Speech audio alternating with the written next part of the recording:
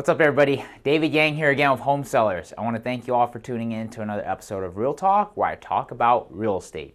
In this week's episode, we're going to be talking about the 70% rule and how you can use it to help analyze flip deals and help you come up with a good offer amount. Now, before we get started, if you could do me a big favor by smashing that thumbs up button below and subscribing, that will help this video reach other people that might need this information as well.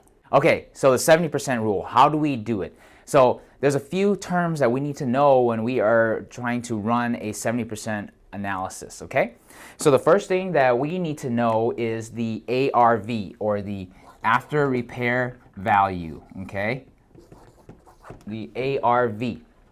So what the after repair value is it's just what the property is going to be worth after it's all fixed up and ready to be sold.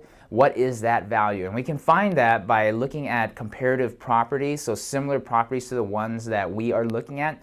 Also, we can do what's called a comparative market analysis. Now, if you don't know how to do that, you can have a real estate agent help you out with that. So let's just say in our example here, the ARV of the property that we are analyzing is going to be $200,000 for easy math, okay? So $200,000, that's going to be our ARV. So once we know what our ARV is, we want to take that number and we want to multiply it by 70, okay? So we're going to take the $200,000 times 70%, okay? So excuse my percent sign, but we're going to take it and multiply it by 70%. Now that gives us $140,000, okay? So 200,000 times 70% equals $140,000. And the reason why we use the 70% rule is because we want to leave about 30% worth of equity in the deal, okay?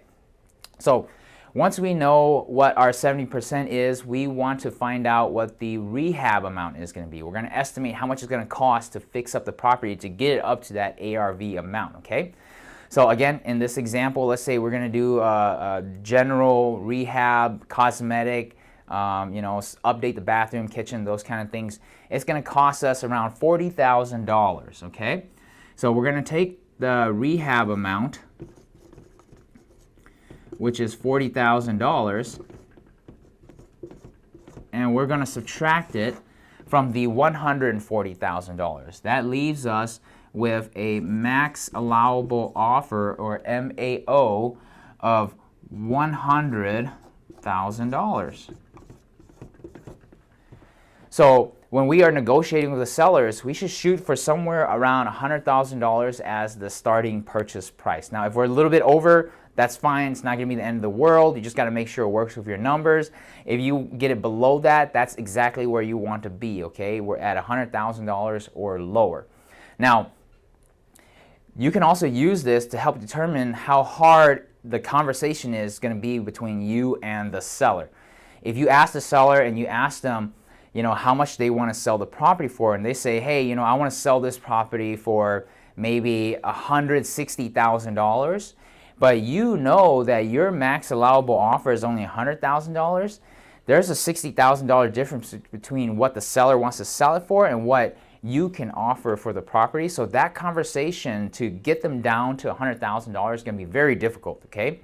Now, if you ask them and they say, I want to sell my property for $120,000, so $20,000 to $100,000 is not that far of a difference, okay? So it might be an easy conversation for you to get them down to $100,000. Not saying you can't talk them down from $160, it's just going to be a lot harder, okay?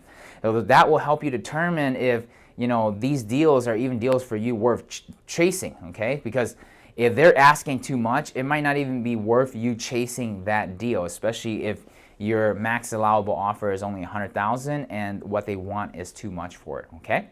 So that is the 70% rule, and how you can kind of use the 70% rule to help you determine what the max allowable offer is and how to negotiate with the sellers on that, okay?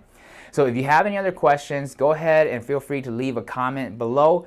If you don't have anything else, I will see you guys next week on the next episode of Real Talk.